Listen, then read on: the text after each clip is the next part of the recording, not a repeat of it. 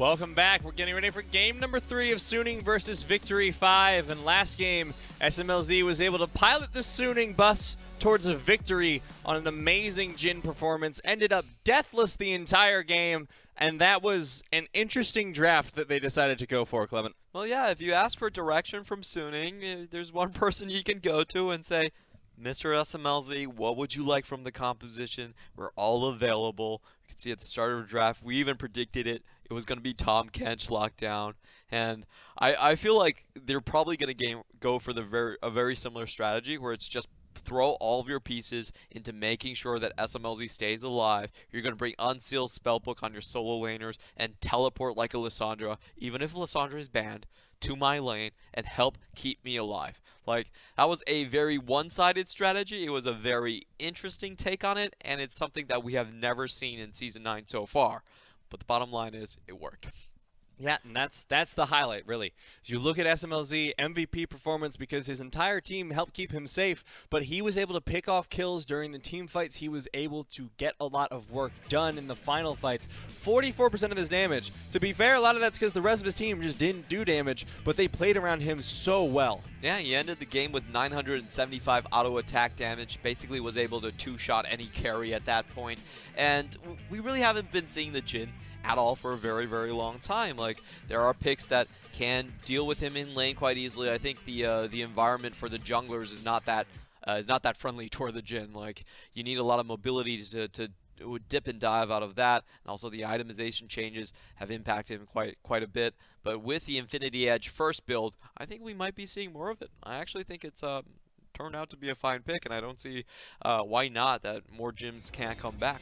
Well, on that subject, what do you expect to see here when we get into pick and bans in terms of bans, picks, things like that? Because Suning last draft was very unorthodox, but worked very well for them. So the most important things that Suning need to avoid, I would say, are the Galio and Jarvin combo, and likely the Vladimir picks as well. I think those are the deadliest champions to go against as a Protect the AD carry type of composition. On the other hand, for V5, I feel like they can keep their solo lane counter picks intact. They've been doing very well with it. This time they are playing on the red side, so they should have a very good matchup. Jinoo versus Biu. I trust in Jinoo fully to able to dominate that lane. So what they should be looking for is just take away the Tahm Kench and make sure you have strong engage options. That said, I feel like Biu did an incredibly good job of mitigating the pressure that came out of Jinoo in the later stages of the game. Yes, the lane did not go well for him, but when it got later, he was able to hold his own and even catch up on a lot of the deficit. Yeah, and that's, I think, one of V5's problems that game, is that they didn't take the bot lane tower soon enough. In fact, they didn't even take it into... they transferred into a Baron dance before they even took the bot lane tower, and what that really allowed Suning to get away with is that they never had the 4-1 split push from Jinoo pressuring on both sides at the same time. It was much later into the game where they actually had that play set up and going, and by then Suning could fight on their own even with the early game deficits. Suning didn't get a gold lead into that game until well over 30-minute mark. Like, they just were so far behind early game. And I feel like for V5, it's a simple matter of taking those early solo lane leads and transferring them into the team fight. So just get as much engage as possible, take away the Tahm Kench. You don't want to see SwordArT and SMLZ on that champion. It creates too much of a problem. Yeah, that safety for SMLZ has been a keystone of Suning's play this split overall, because SMLZ, until last game, because that was a very different story, has been mispositioning quite often this split. But last game, even without the Tahm Kench, he seemed to be doing very well, which sort of made the Tahm Kench even stronger, because on the off chance they were able to pick off a dive, he was safe. Whether you like it or not, you guys are all on the SMLZ train, and you better follow him around. That was SMLZ's decree. This time around, we're seeing what we expected out of the draft. Strong engage options being taken away. Alistar go out. Kennen go out, but a Tahm Kench banned themselves. Okay. Doggate's like, okay, fine. That's interesting. Mind. That's interesting for the reasons we already brought up, is that it gives you a lot of safety for SMLZ, but it looks like this game they're not prioritizing that as much, instead making sure they deny the safety from Y4. So that's a drastic shift from last game. V5's last ban is going to be the Galio away from Suning. So I really want to see what they first pick here now that they're on blue side. I just want to mention that Galio is a great anti-assassin pick, and Korn is a great assassin. So we could be seeing something like the Zed come out. EDG had a series where they had to focus down the AD carry in Jinoo, and they picked Zed for Scout, plus Karthus in the jungle to instantly one-shot a single damage source team. And I feel like V5 could go on that path as well. But BuBu instead is going to pick up something that, honestly, we don't know his champion pool that well, but it's something that Suning is very comfortable playing around. And never mind. Okay, that was possibly not going to be the pick, as it turns out. But the Urgot, of course, this is 9.5. This is not 9.6, so it did not get the buff where you have the infinite purge. Sometimes when new players are debuting, they don't have all the champions. And this is what we see sometimes. That would be very unfortunate for this game in particular, but see how this gets resolved. But let's take it back. Let's take a look at those bans again. Yep. So Alistar, Kennen, and Tahm Kench for Suning. We saw the Zoe banned away from V5. I expect the Lissandra to be banned away as well, but I didn't catch the later two bans. How do you feel about the Zoe ban onto Suning? Because, like you said, it played very similarly to a Lissandra. So, do you think the Zoe itself was the problem? No. Honestly, I felt Angel's accuracy has not been up to par on the Zoe, but Zoe is a very safe pick in lane. It's very difficult to punish Zoe to a degree where she completely collapses. You can see that even though she lost some turret plating, it always took Jinoo to come onto the scene before they could finally take the mid lane tower. So I understand the thought process behind taking away Zoe. Just make sure that there's more risk involved with Angel. And quite frankly, historically speaking, Angel has not had a very good matchup against Korn. So they're just trying to take away solo lane safety, make sure they can punish the lanes to the fullest, and transfer all of those leads into the bot lane and then crush SMLZ. I think that's a good strategy for V5 to have, especially on the red side. Lines up with the goals you set out for Victory 5, you know, crush early, do good in the solo lanes, and we're going to see the ban pick go through once again. Should be the same bans coming out here, and so far, so good. Once again, was the Zoe, Jace, Alistar, Kennen, and they will round up the last two, and I'm interested to see if it actually was supposed to be the Urgot pick or if it should be something else. Yeah, I think the Jace is worth noting as well. BuBu is a big Jace player aside from Cho'Gath, and it also is a relatively safe pick. It's very difficult to kill in lane. So Suning are not going to go for Urgot. I didn't think the Urgot made that much sense, given the champion pools of these players. So taking the Sylas first, an interesting flex pick, and something that Jinoo needs to be very careful counterpicking into. And instead, Victory 5 will secure the Jarvin and the Braum engage and counter engage, respectively. So a good safety in the bottom lane, good safety in the jungle engage potential, but that does leave the Rek'Sai open for Suning. And I would like to see this. There it is. Thresh for SwordArT. So this is a very different strategy coming out from Suning's end. They're trying to play super hard and aggressive earlier on, even on the blue side, when they're going to get counterpicked. Interesting way to play. I'm not sure if it's going to work or not. If you see the Tahm Kench, it was actually to take away a counter to the Thresh. So SMLZ this time might be saying, you know what? Last time it was late game carry, hyper carry SMLZ. This time it's going to be fast and furious. We're going to win the lane. We're going to dominate from there. But V5 going to pick up the Lissandra, which has the potential to shut down the solo lanes, shut down the playmaking, that ultimate ability. So we'll see what V5 prioritizes here in the draft to ban away. It looks like they want to take away the potential of the Vladimir away from Suning. Don't want to give BuBu the carry. And of course, Jinoo's Ribbon, a traditional ban. Yep, this is a weird world that we're living in, seeing the bans swapped over here and there. V5, of course, they have the Lucian open, so Lucian Braum, very strong combination, should be able to secure lots of kills in the bot side. On Suning's end, they could go for the Kalista to counter that, so I do expect V5 to ban out the Kalista. No, actually going to take away the Gangplank. That's very interesting. So maybe not going on the Lucian route after all.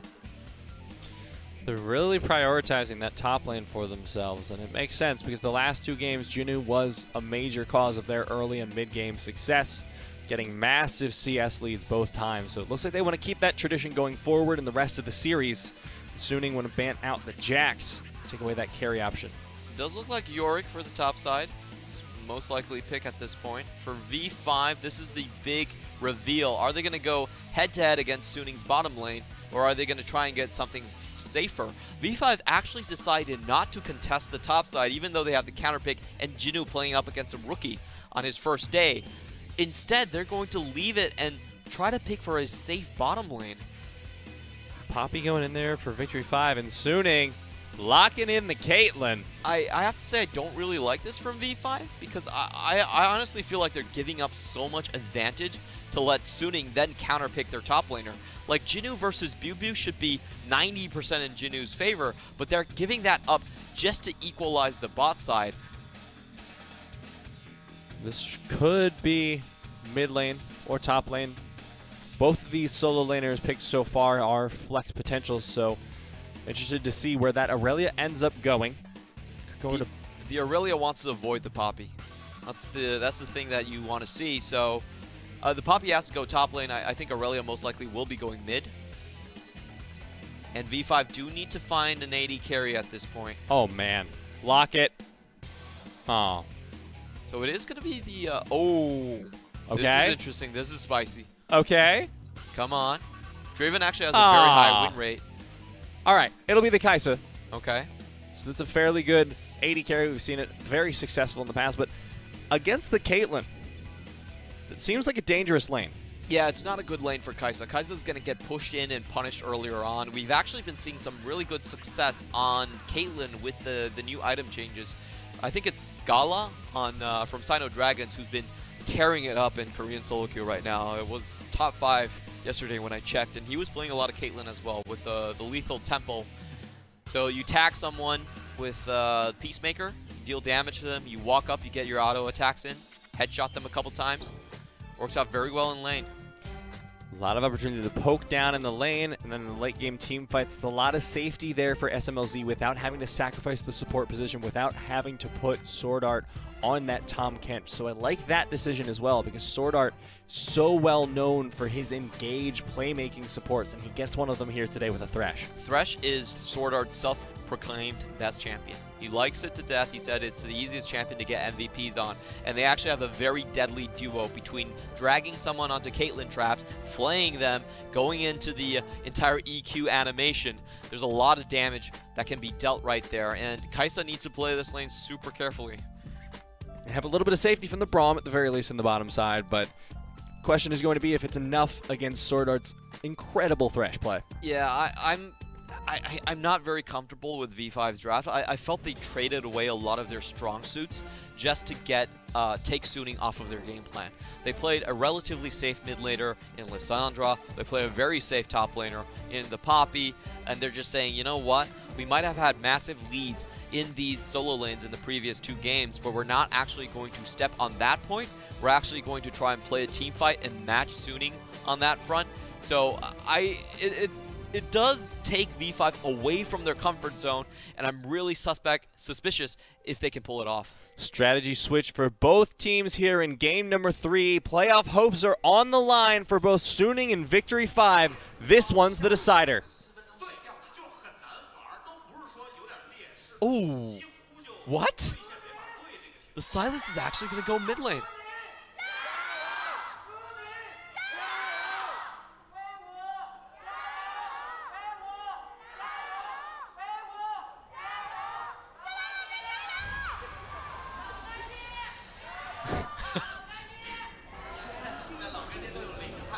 I want to see if they ever get away with the full 3 LGD chants.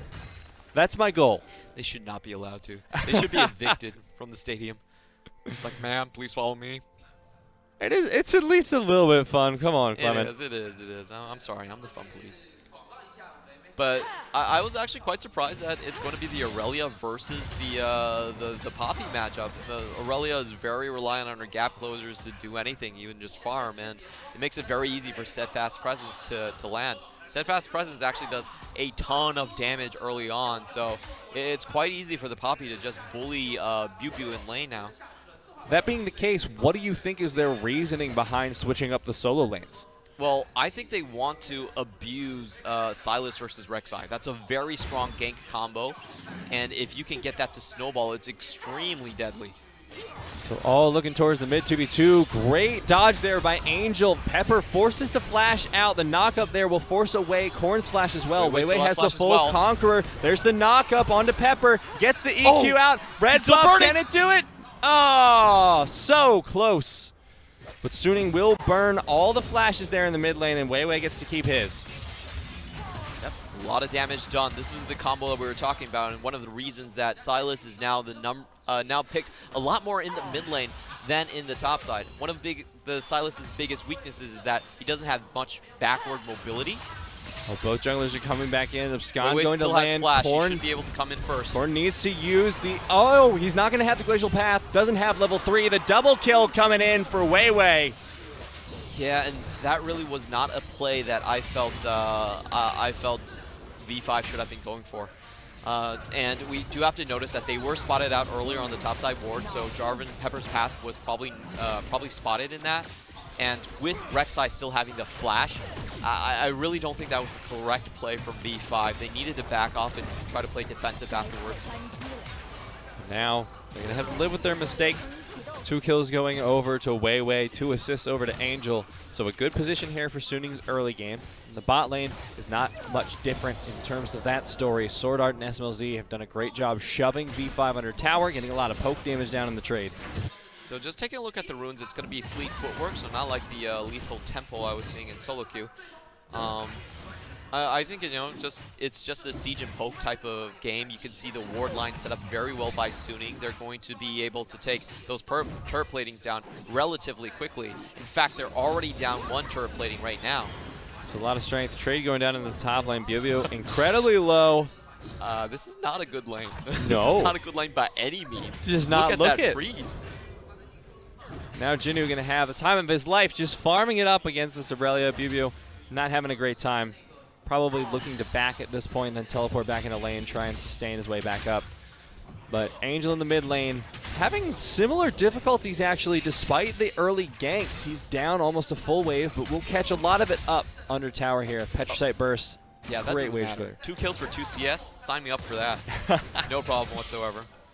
This is just brutal from Jinoo. He's actually holding the wave in the exact same position. You can see he has the ward advantage as well, and this is going to draw Weiwei towards the top side. He needs to go to unfreeze. He doesn't look like he's going for it, though, just yet. He wants to go back mid. He wants to keep getting Angel ahead. But we'll get spotted out by the ward that is put in the middle of lane by Corn. Yeah, that's a weird path to take because Angel definitely has seen that ward. So, didn't really notify his jungle about that. They still go for the riskier path. Bubio now farming up in the top lane. Going to be trying to trade. He's getting the better end of part of these trades, but the longer it goes on, the better Jinoo seems to be doing. This is just not easy to play as Irelia. It's brutal. There's not much you can do earlier on, especially when you have such a low HP pool. And I really expected this. Jinoo is still holding on to the freeze. It's going to be a continuous problem for them. Honestly, I'm quite surprised that Jinoo, even with the blind pick, is able to get a counter like this. That said, Weiwei is having a pretty excellent early game up in CS. Oh no, Bubio getting traded on again. But Weiwei up in CS might get spotted here on this dragon. He's just going to go straight for it, trying to land the Q, but I think that was a little too much there. Shutdown goes in favor of Pepper, and now they're going to be able to secure the Infernal Drake off of the back of that too. What a throw early game by Suning. Yeah, Bubio just, sorry, Weiwei, there's too many double words here. Weiwei trying to play a little bit too cute around that area. Do remember earlier on that he was spotted walking into that side of the map. So I don't think it was that hard of a guess for V5 to really check it out. And with the lane pushing up so much, I felt like it was just Pepper trying to go for a gank and just finding an Infernal Drake on the way. Now, Suning going to have to make up for that, try and get more of a gold lead. But Pepper's here, looking for the gank in the bottom lane. Won't be able to find it. Good hook there from SwordArT. The trap in the back line as well. Forces out Y4. The Ignite going to land additionally, but only going to be able to force him out of lane, but also dissuades the gank. And now Road is stuck here without an AD carry. Yeah, that was insanely close. If SMLZ actually synced up with SwordArT on where to place the trap, Y4 would have been dead. That would have been another headshot reset, so. Comes the gank. No level 6 here for the bottom lane. Pepper just looking to dissuade. But Suning still playing up, still playing aggressive. They're feeling really confident in this lane, and honestly, why shouldn't they? They're up 9 CS, pickaxe to just the call and the longsword. Looks like going to be the first item Storm Razor there for Y4, but he's only able to pick up the Kerchies shard. So still a lot of damage there for SMLZ. BioBio looking for the trade up in the top lane, but again, not going to be able to find it. He's still struggling in the lane, but now he's starting to do damage. Vanguard's edge goes wide, and Jinoo is going to keep his dominance in the lane, knowing there's no ultimate threat. Korn looking for the gank on the side. Goes to the Glacial Path, the flash in, Frozen Tomb. Goodbye, BioBio. V5 pick up another kill. It's okay. BioBio does have an AoE ultimate. That's why he's here. Look, Weiwei's not even going to his lane. Weiwei's like, you're out there alone, boy. Do your best. Good luck, my son. Yes. I don't really understand this. Maybe it's just BioBio's champion pool deficiencies, but they saw the Poppy first. They still picked the Irelia into it. And for me, this is a bit of an expected result. I really want to see how the Irelia actually synergizes with this composition. Maybe they feel like the slow from Vanguard's edge is enough to justify. You don't seem convinced, Clement. No, I'm not convinced. Oh my god, SwordArT, that hook. There's the slow from the box. It's just going to force out a little bit of damage. So now he's down an ultimate, but they will chunk down Y4 to half. Yeah, it's really close for both these times on Suning's end. They could have better coordination between these two. The full combo should include the cupcakes as well, but you know, just an inch off there from SMLZ, not able to get the full combo to go off. Still doing well, all things considered, even though the combo fully hasn't landed the entire time. They're keeping the CS lead, but they are not expanding it, to be fair. Now BioBio just getting abused once again in the top lane. We've been talking about this. Don't know exactly why it was picked. The autos are doing a little bit to help him out, but Jinoo just so beefy, so much poke with the grasp. Yeah, it's completely one-sided in this matchup, and I really like the way Jinoo has been playing this. Like, Jinoo's been holding the wave whenever he can, just trying to deny CS. And Grasp of the Undying procs going off one after the other. This is a situation where I really see Suning trying to help BioBio by taking the bot lane tower first. Well, here's my consideration for this part of the game. What is Weiwei doing during all this time? Because he seems to have just been farming. His top laner's struggling. His bot lane's constantly shoved in. Oh, I think Weiwei's actually been doing a fairly decent job. Like, he's been keeping the jungle pathing clear from Pepper. Every time Pepper tries to walk up, he's been spotted. Pepper's been here 4 times right now, and none of these times has it actually been successful. Whew. SMLZ still not having luck with the cupcakes. Yeah. So their strategy is, you know what, BioBio, just hang in there. You're the rookie on the team. We're going to save you later. But right now, it's SMLZ driving the bus. And SMLZ is just absorbing so much pressure alongside SwordArT. You know, the constant jungle ganks, the constant pressure coming down, being shoved up under tower the entire time, and still aren't cracking. But this could be the kill onto BioBio. So low. Vanguard's edge once again going wide, so he's going to have to back out and use that teleport to get back to lane. Yeah, I wonder if he actually holds on to the teleport or not. The wave shoved in this situation, he has to use the teleport. Yep. 2 turret platings taken down in the top lane so far. Jinoo able to pick up the Ninja Tabby and the Bammy Cinder and going back for more. Well, this is a second Infernal Drake. This time around, Pepper's not around the scene. But Weiwei's learned his lesson as well. Not going to start it without his bot lane. Woo! Almost had a heart attack there. SMLZ backing in the bush, but we'll get away safely. Angel trying to get another plating there, but not quite able to. Like you said, the Infernal Drake is up. V5 are positioning around it. Yep, so we can see BioBio holding onto his teleport. He knows that this fight is extremely important. He doesn't have his ultimate for this, so massive advantage for V5, and this will be double Infernal Drake if they do get it. I feel like Weiwei has to go in for this. Can he actually comes in find the it? ultimate. Who's going to get it? They get the reset on the dragon as a result, but Rhodes going in trying to steal it. Oh my god, SMLZ with the carry in game 3 as well. Angel looking for the kill, able to pick it up, and V5 are forced off, lose the dragon, lose 2. They're looking to make it 3, but Jinoo should be able to get out safe. SwordArT, can he find the hook? He's going around for the flank. He has the angle. He goes for it. It lands. There's the flawless duet for the stun. The combo, the synergy, the double stuns will be enough for Suning to pick up yet another kill. Are you kidding me? The Chinese sniper strikes again. 15 HP on that. Infernal Drake takes it with the Peacemaker. First off, let's watch how Pepper actually falls down in this situation. Oh, it was the headshot from downtown. SMLZ using the ult early and then getting the Infernal Drake. Oh my god. Where has this SMLZ been? SMLZ, why don't you look like this most of the time? He does look like this most of the time. He's going to get picked off in the bottom lane now. You're right. It's SMLZ boys. It's SMLZ boys. It's still him. No one's taking his place mid-game. Pepper going to get engaged on here. He is so squishy against Angel. Angel will not follow up with the Cataclysm. Didn't have the flash, so not quite the mobility needed. And now Y4 and Korn should be able to pick up quite a few turret platings off the back of this play as well. YoByo gets the flawless duet under tower as well, but Steadfast Presence stops him. He is still struggling so hard in this lane. I will say this, I still do not understand why the Irelia is irrelevant. The Irelia is relevant in this composition.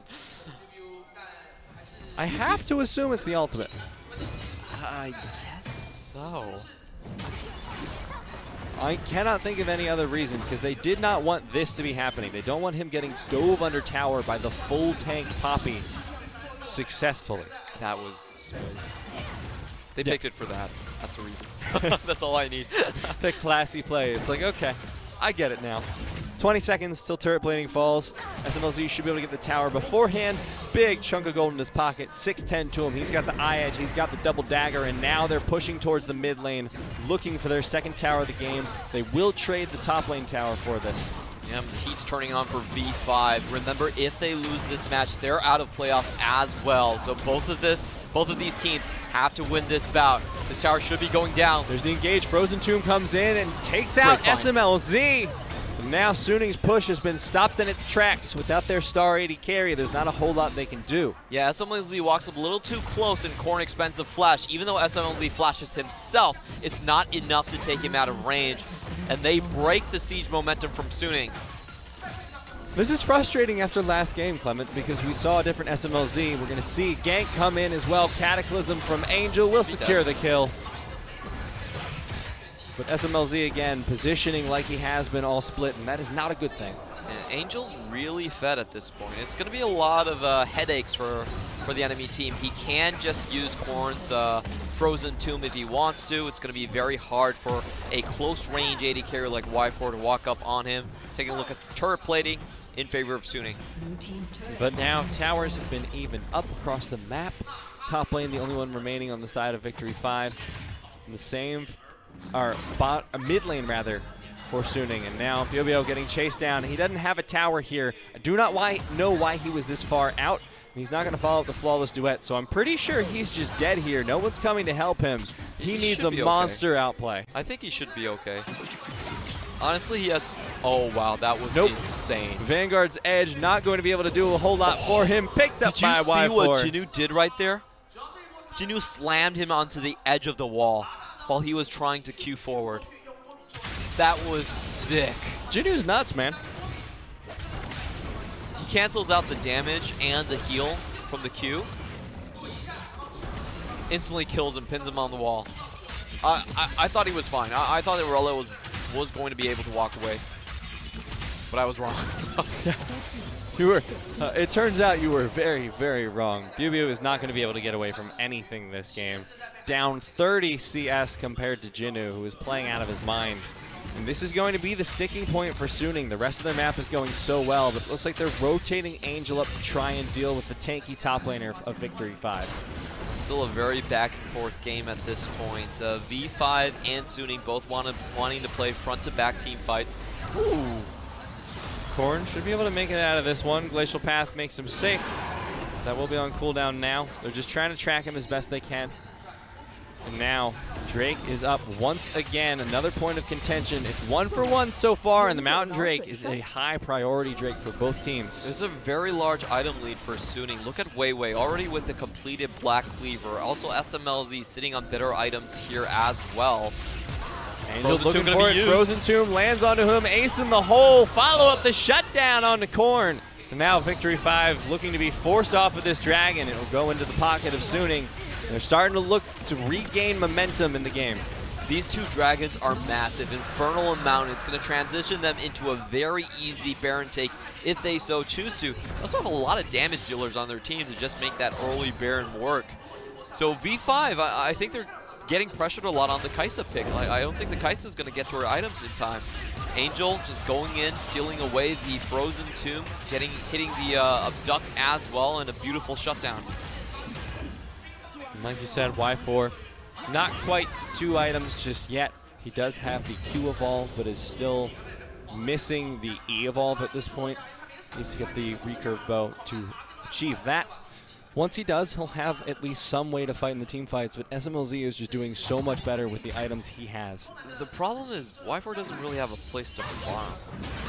It's fairly difficult for him to take up farm safely. He can't really go into the silence. Jinoo pushing this one out. Looks like as a result they're going for the 1-3-1, but Suning are going for the 4 versus 1 dive in the top lane if they're able to get it. But without a wave, that is a very risky proposition, so they're going to back off, get vision in the red buff of V5, as V5 take a red buff of their own, and now BioBio is in so much trouble. 1 versus 3, and there's no way he's going to be able to stop the push of V5. Suning have to react to this, because V5 could continue the push. Unfortunately for them, the mini waves is a bit delayed. They weren't able to actually arrive here in time. So now it's Suning's turn. They're going to try and shut down Corn. The hook doesn't land from SwordArT. They need to go for the kill. The ultimate from Weiwei will secure it. He tries to get out with the tunnel. Will be fine for now. The Dark Passage will take him to safety, and now Suning get a pick of their own, but will not get a tower off it. Yeah, favorable trade for V5 still. They get the additional gold lead. And Corn right there saved his flash at least. He didn't actually have his flash, excuse me. So he used his Frozen Tomb onto Angel, seeing if he could get a kill in that situation, but didn't work out. Angel a little bit too tanky. Is bringing Aftershock after all. Now, what are these teams looking to do? You have a 6-1-2 jungler in Weiwei, but no objectives left on the map till the Baron spawns in 30 seconds outside of the towers. Y4 needs more items. He's not in a good position at this point. V5 are just looking. They should be willing to trade towers and trade map sides just to get farm on Y4. If they want to delay the action as long as possible, well, at least until he gets on even footings here. So Suning going to try and keep up the momentum, and I think a lot of their problems are going to come from their top laner being so significantly behind. Once again, 30 CS deficit for the top lane of Suning. It doesn't seem to matter who they field in the lane. Jinoo's going to beat them. You can see the different philosophies appearing from the team. Like, there's team where you have FPX and Invictus Gaming that just constantly go top lane. They say, you know what, if we snowball top, the game is so incredibly easy. Turret plating, teleport, blah, blah, blah, and you just finish the game. And there's teams like Suning that says, you know what, top lane doesn't matter at all. Just get me an AoE ultimate. That's all I need from you. You can lose 50 CS in lane, I don't care. The old TSM strat. Just Dyrus, you're going to be in top lane, and if you get to play League of Legends, that's great. If not, that's the plan anyways. Not quite that bad, admittedly, but it's starting to get there. SMLZ has now hit that 2-item power spike, has the rapid fire cannon alongside the Infinity Edge, so he's going to be pumping out quite a bit of damage, as is his mid laner. So 2 items coming out across the boards almost for Suning, excepting, of course, BioBio in the top lane. And this is a situation where V5 could really dogpile into the back line. All they need to find is SMLZ. They get the steadfast presence around him, does not allow him to use the 90 caliber net away from the situation, and that's how they should be looking to win these team fights. SMLZ just going to be farming up in the mid lane, currently 210 CS. SMLZ right now can't do anything to the Poppy, so V5 should be fairly okay in holding on to their terrain. Suning can't really walk into them. And you can see the map control, preemptive map control, very well done on V5's part. Suning can take the Baron in a blink of an eye, but it's very difficult for them to actually move and be in position.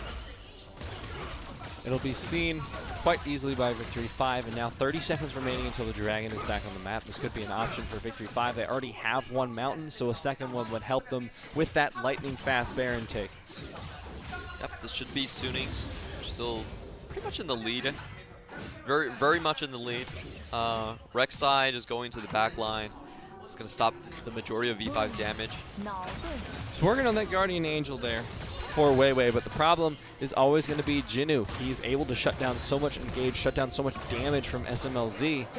It's looking really dicey for Suning if they can't keep the lead going somehow. Yep. Jinoo can just peel away the front line. Can use the Keeper's Verdict to get that going. Let's see what Ultimate Angel has this time. It's still going to be the Frozen Tomb, so tremendous burst potential. Dragon at half health.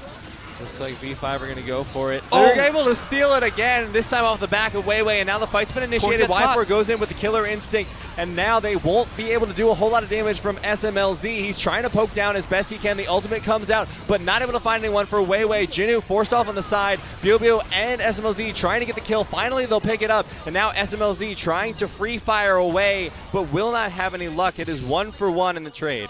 Yeah, great damage being dealt by Jinoo right there. He's holding the front line down, even though the initial salvos was not very good for V5. Korn went in, it was instantly caught by the hook, and then you saw Y4 being put into the Frozen Tomb as well. So it looked pretty bad for V5, but the front line was able to salvage the situation.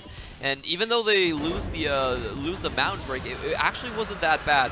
So key plays right here. Number one, Jinoo actually misses his Keeper's Verdict. That would have helped tremendously in the team fight. You can see him holding down the front, not allowing Angel to actually get into the back line, so Y4 gets to deal a lot of damage. But Weiwei is just too tanky at this point.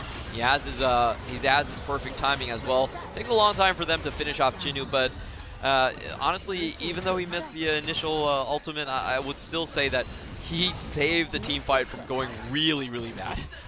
Well, and like we were talking about before the fight even started out, a lot of the problem is that SMLZ just does not have the damage at the moment. Can't get through Jinoo. They have to dedicate so much time on the side to try and take him out. And then they were just left with the weak carries of Victory 5, but SMLZ had spent so much time they weren't able to get it. Now a hook onto Road. Gonna flay him under the tower. Angel coming in for the flank. Cataclysm forces the flash of Road. Redemption going to chunk them back up.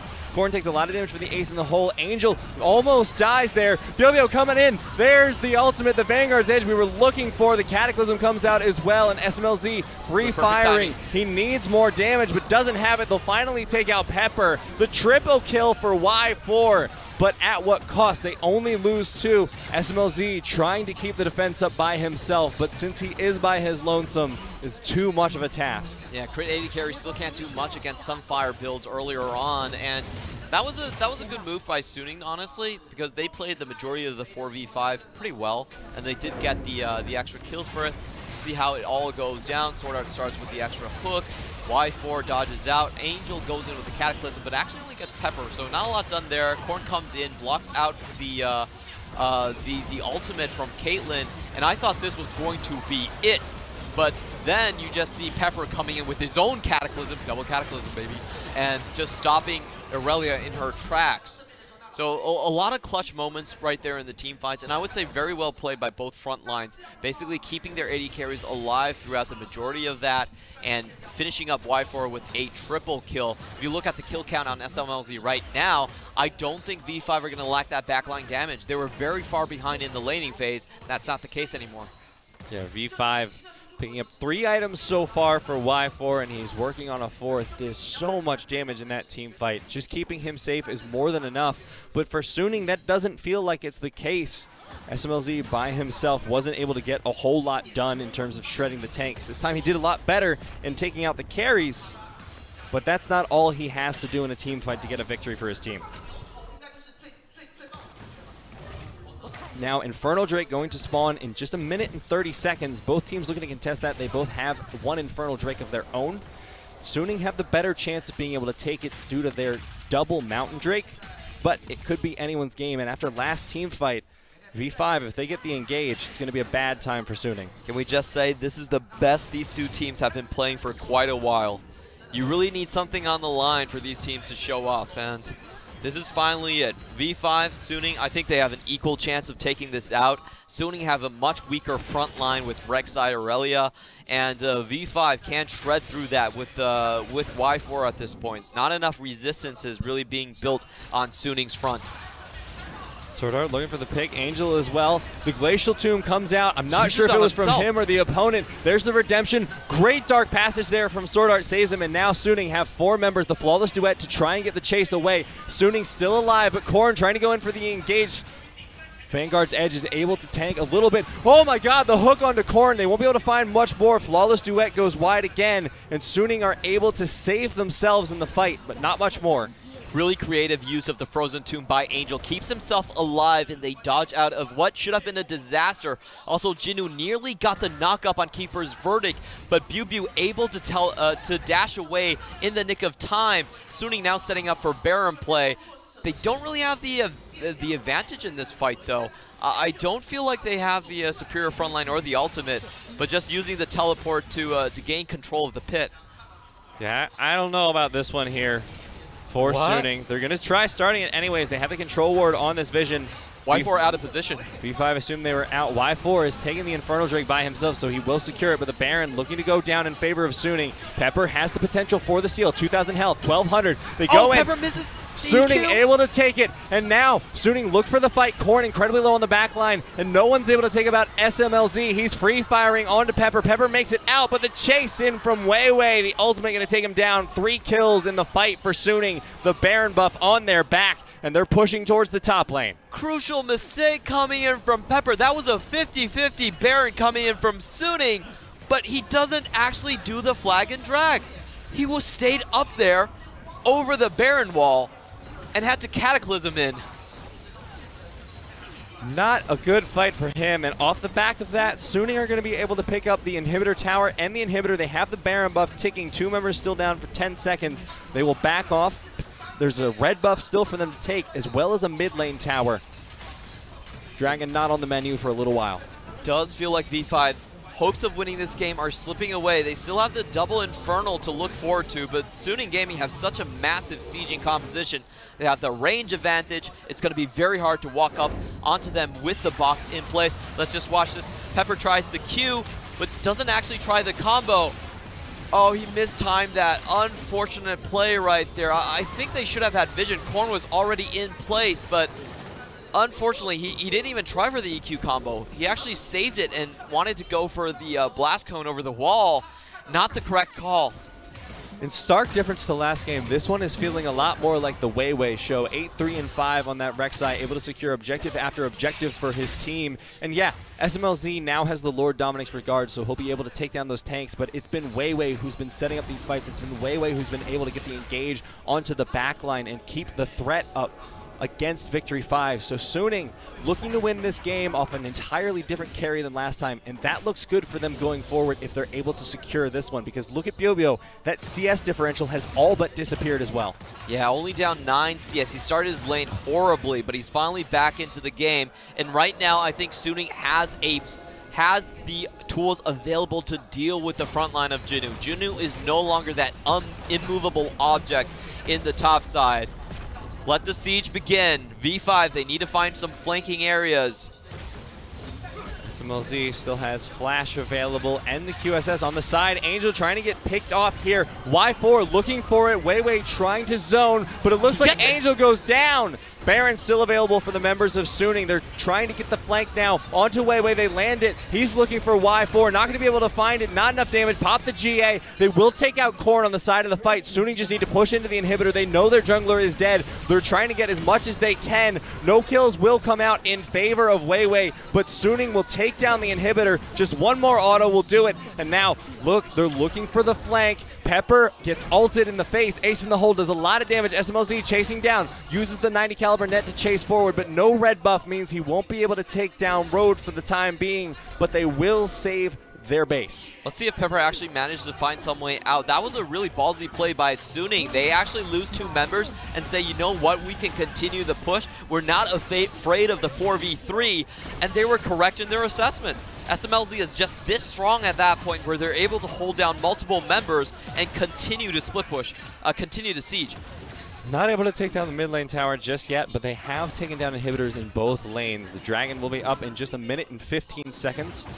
So that will be the next target here for Suning, but let's take a look at this fight once again. This was a hero play by Y4, really well timed, hits the Void Seeker, goes straight in, forces a lot of abilities out of Angel. Angel does get the killer instinct, but doesn't have a target to really use it on, and they get Weiwei as well. So this looked like a very strong moment from V5, but look at what was happening on the other end. Corn sacrifices himself just to delay onto on Suning's pushing side. To me, that was a bit of a questionable call. I think the correct play from Corn was actually to keep Suning in place and then finish them off with the 5v3 advantage, actually. So I'm not sure what the communication was there from V5, but I do feel like they mismanaged it. I felt like that was a white potential that they had on Suning, and this time Corn is looking for that home guard into the back to right his wrongs. Because I also feel like with Y4 being 7-0-2, if you just taken the 5v5, your chances would have been better than a split fight where you're sacrificing your base. You have a huge Kai'Sa, use it. This is really good flanking positions all across the board from V5. They have one over the wall on the right side, Jarvin on the left side. Pepper going to be looking for the flank. He will get spotted out. They'll see the control ward placed down. So at the very least, Suning are aware of this. Weiwei will clear out the control ward by himself, and now Victory 5 have to go back to defend their Nexus tower, but if they do, SMLZ will be able to take down this tower, no problem. Keeper's verdict from Angel not going to land. Jinoo looking for one of his own potentially. Now they're sieging towards the inhibitor. The Nexus towers are so low. This is almost guaranteed for Suning, so V5 need to get the engage here at this point. SwordArT gets the hook, but it's only onto Road. They get him down to half. Glacial Fissure lands.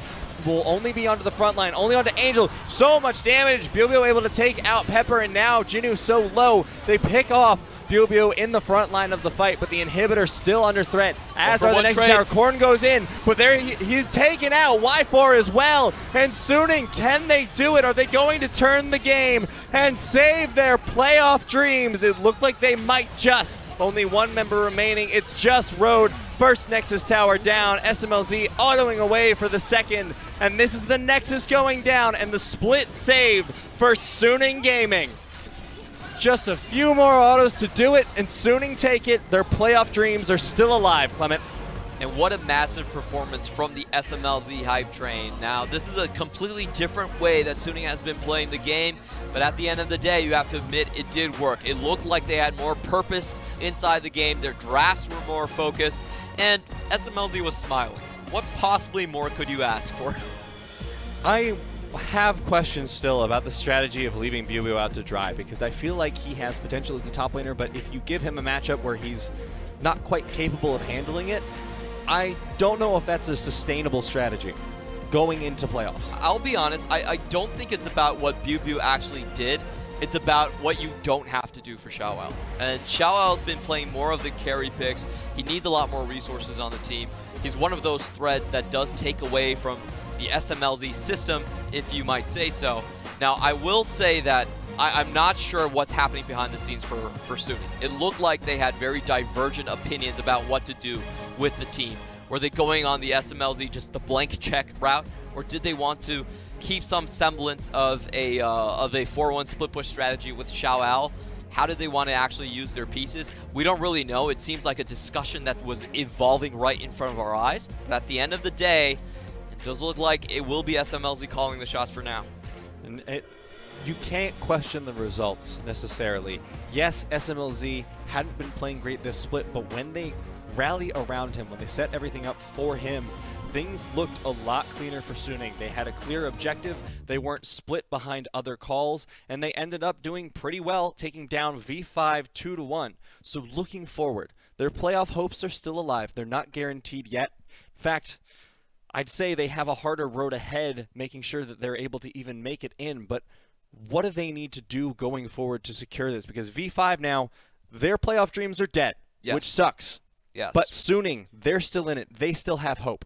So the most wins that Suning can get is still 7 wins. So their destiny is not in their own hands. There are 4 teams currently sitting above them that all have 7 wins and more games left to play. If 3 of those teams manage to find their positions, then Suning is out no matter what. So they do not have a say in this. What they can only focus on is taking down Sino Dragons in their next matchup. Now, what I do want to see from Suning, though, is focus down on a strategy. It's taken them 8 weeks to finally make their pick. Where are you going? What's your roster? Which lane are you going to invest in the most? This is the clearest answer that we've ever seen from Suning. Just focus completely on the bot side. I like Angel's move with Sylas. It was a bit of a surprise. Sylas plus Rek'Sai is just such a brutal early lane, and it just punishes so well. So if they can have that in check, Angel has a couple more champions. He can hold his own. He can play a more supportive role, and everything just funnels towards SMLZ. That's fine. Do I think it's a great long-term strategy? Do I think it really reaches the potential of what this Suning roster could do? No. No, of course not. I feel like it's well, we're here, so we might as well just go back to what we know. Yeah, I mean, it's one trick, but it's one they were able to execute incredibly well. This was so hype from SMLZ. He finishes off one person with the headshot. I'm sorry, it's not. I know it's not the headshot, with the ultimate from the Caitlyn, and then just takes the Infernal Drake with the Peacemaker as well. One of the coolest plays that we've seen the entire split, and it actually just snowballs from there as well. They had so many good team fights. It was the first time we saw this level of cohesion from the team, just knowing how to play it out, being on the same page. Honestly, I was quite happy to see Suning finally in that form.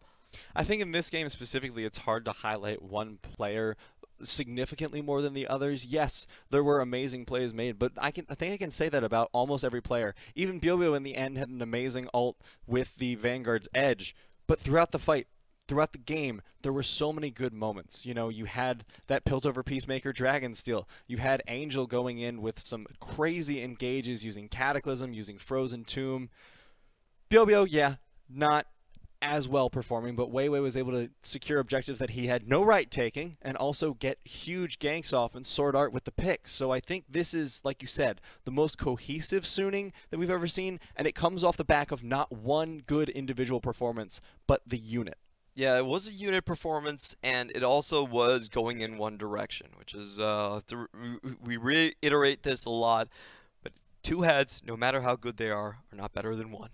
1 head decides where you want to go, and if it's SMLZ that you're going to find success with, you might as well just have to roll with the punches and go with that. I'm a little bit worried for Suning. I honestly am, because you know, SMLZ has a history of being pretty hard to coach. It's, they had very open disputes when he was on OMG, and which left to him leaving the team and heading towards Rogue Warriors.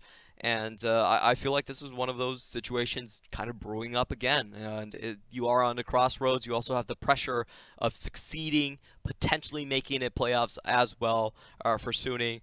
So even though they get a small respite, they get to live another day. I don't think the horizons are necessarily brighter. I think they still have a lot of work to do. They still have a lot of internal mechanisms to figure out where resources should go, where the shot calling should be. But this is a good start. Yeah, those are broad scope terms, you know, and they extend far beyond the game. But within the game, I think they showed a lot of cohesion, a lot of good playmaking around the Baron, around the Elder, around the Dragon, forcing the fight topside when Y4 was doing the Dragon. You know, a lot of their movements, their macro was incredibly improved. And like you said, it's sort of like a one-trick pony, but it's a pretty pony. It's really good. You can pet it and it won't bite you, and you can feed it apples and it looks cute. And it's a pretty decent pony to start with. Maybe they'll want to upgrade to something like an actual horse, something that they can trust to ride them into playoffs in the sunset. But for now, I really like where they're starting. But when they're going up against Sino Dragon, I think they might have a little bit of difficulty if they're not able to get this done, because they're going to be up against an incredibly strong jungler in XiaoAL as well. And I worry that if XiaoAL is able to take over the early game, which he is wont to do occasionally, that might cause problems for the SMLZ focus. Yeah, definitely. Sino Dragon is a much better team fighting team from what we've seen compared to V5. So that's where they are going to be tested. And I think their laning phase is probably not going to allow them much respite going through this game. They've already showed a lot of their cards. I don't expect Angel to get much more chances on Sylas, Rek'Sai. That's a deadly blue side combo. Excuse me, and you should never really see that being released into a draft like that. So Suning do get away with a bit of strong meta picks here and there, and a bit of surprises being thrown into V5's way. They still have to win their next game to even have a chance, a theoretical chance of hitting playoffs. So still a very, very long road ahead for them. Well, hopefully they're going to be able to get there. But for V5, I mean, what went so wrong for them? Well, I was not a fan of the draft early on. I felt like they went too safe in the solo lanes. Their solo lanes have been massive points of advantage for them in this entire series. Game 1, Game 2, they were up multiple turret platings. Outside of Game 3, they always had a lead in that department, CS-wise as well, and mechanically, you just felt like Korn and Jinoo were the better players on the day. Unfortunately for their Game 3 draft, even going onto the red side, they tried to play it a little bit too safe. They held onto their AD carry to try and see what they were going to match up against, and then selected something very safe for the Poppy. Now, Jinoo still had massive influence in the early game. He still won lane, but imagine if he had a counter pick up there. Yeah. I think that would have been devastating, and that would have been a strong point on the map that they could just take over the game with. So I felt like they let that slip a little bit from their grasp. That was a drafting phase. And in-game, the idea to go back for a repeat gank was bad. Yeah. That was just bad. Now, Weiwei, with his flash still up, could always land before the Jarvin ever was able to do damage. And going in for that trade, it set them up really far behind. It didn't allow the advantages from Poppy in the top side to then snowball to mid, to then snowball to the bot, because Suning were able to hold it into the bot lane. And that was it. They just got massive advantages from the bot side. They won the team fights there. The Drakes were pretty in their favor in terms of the type of the Drakes they were getting. They were able to set up on top, and it was pretty smooth sailing from that point onwards. So I think V5 for me, if you want to talk about their entire split, I think the main issues that they had is, number one, they're a great laning phase team. They've showcased a lot of strengths there, but they're not a great team fighting team. And team fighting is one of the most crucial elements of the LPL. There are very few teams in the LPL that are not at least like an A, like a B+ grade in terms of team fighting. And if you're coming in with a C, that's like a massive weakness that all of the teams can kind of pour onto you and stuff like and just shut you down in that aspect. So I do want to see them play with a little bit more cohesion and a little bit more identity on how their team fights should operate. Because if you're talking about just team fighting, a lot of the LPL teams have very specific ways that they team fight. RNG, for instance, they're best at splitting members up. They're really good with stuff like